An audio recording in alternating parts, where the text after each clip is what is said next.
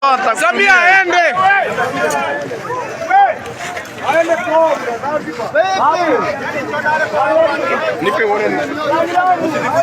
Tanzania's President Samia SULUHU is facing the toughest political storm of her presidency as widespread protests continue to rock the country for a second consecutive day. What began as isolated demonstrations in few towns has now escalated into a nationwide revolt, with the situation growing more volatile by the hour. Hii ni silali asubuhi hii. Wananchi hawataki Mama Samia. Wananchi wanataka haki yao na jeshi limekuja kutupa support. Jeshi liko. Tensions intensified at the Kenya-Tanzania border when a group of Kenyan protesters attempted to cross into Tanzania to support demonstrators on the other side. The move prompted swift action from Tanzanian authorities, who blocked entry and reinforced security along major border points. The standoff exposed the extent of regional concern over the ongoing unrest in Tanzania and underscored how far the crisis has spilled beyond the country's border.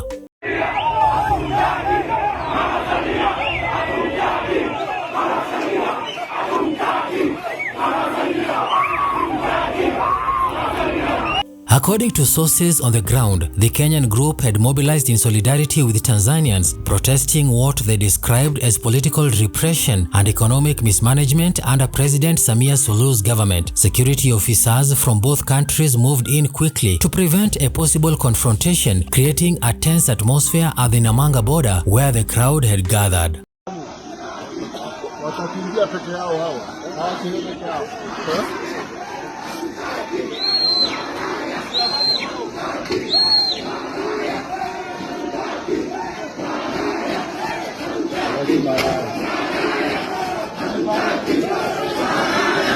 Inside Tanzania, the protests have spread across several major cities including Dar es Salaam, Arusha, Mwanza and Dodoma. Despite a strict dusk to dawn curfew announced by the government, demonstrators defied orders and continued their marches late into the night. Clashes between police and civilians were reported, with security forces deploying tear gas and water cannons to disperse crowds that refused to retreat.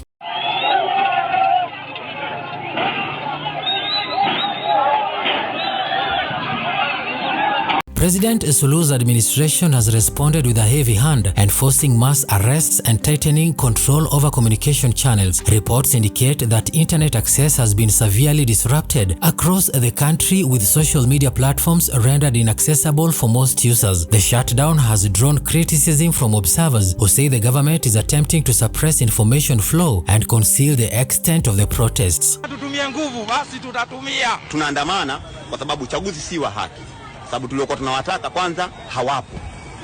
Wameweka watu wao. Sijapigwa, lakini nimepigishwa magoti na familia yangu pasipo na sababu na kosa sili. The unrest was sparked by the detention of SULUHU's main political rival, whose arrest a few months ago reignited old grievances over shrinking democratic space in Tanzania. Opposition supporters accused the president of abandoning the reformist image she once portrayed and reverting to authoritarian tactics reminiscent of her predecessor. Many view the arrest as a calculated move to silence dissent ahead of the upcoming political contests. It is difficult and it is not.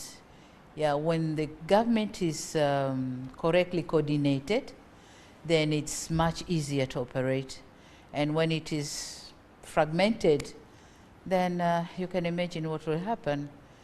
As protests persist, President SULUHU's government finds itself walking a dangerous line between control and collapse. Attempts to quell the demonstrations have instead fueled more anger and resistance. In several towns, residents have blocked roads, burned tires and chanted anti-government slogans, demanding the immediate release of political prisoners and the restoration of internet access. Samia aende.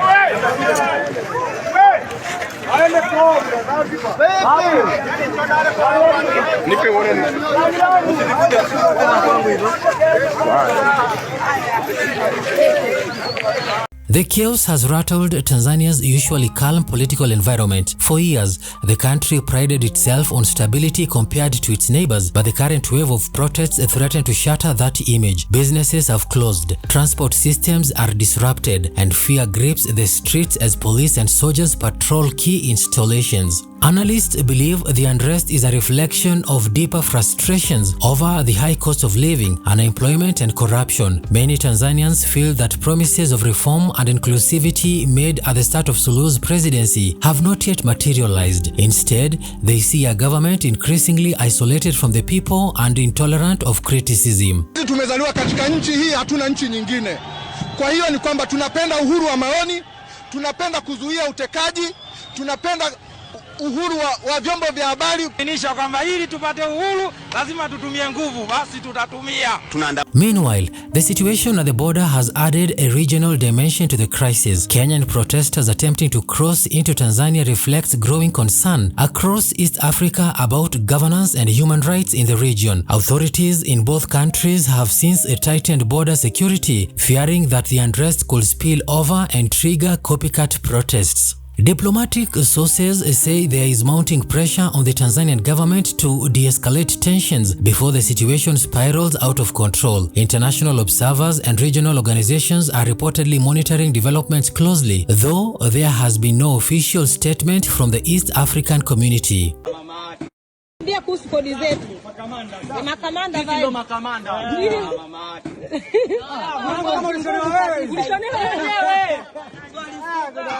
Back in Dar es Salaam, the atmosphere remains tense. Security checkpoints have been erected across major roads and soldiers have been stationed around key government buildings. Despite the visible show of force, protests continue to gain momentum as citizens call for justice, accountability and respect for democratic freedoms.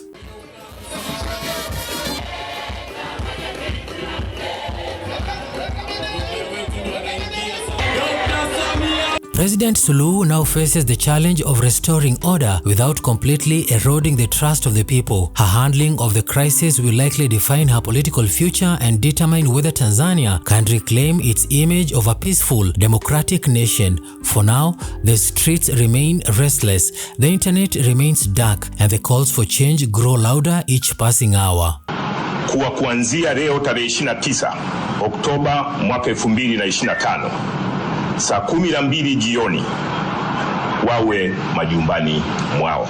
The dramatic scenes at the border and the unrelenting protests across Tanzania paint a picture of a government under siege. What began as a protest against one arrest has become a national uprising demanding fundamental change. As the world watches, Samia Suluhu's leadership is being tested like never before, and how she responds could shape the country's destiny for years to come.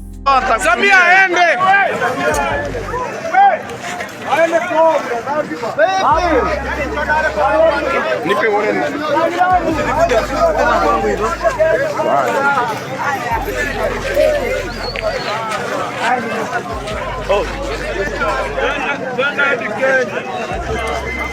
Waombe wa Tanzania wale ambao bado wako nyumbani wajitokeze, waende wakafanye wakatimize haki yao, wakapige kura, chagua viongozi wanaowataka.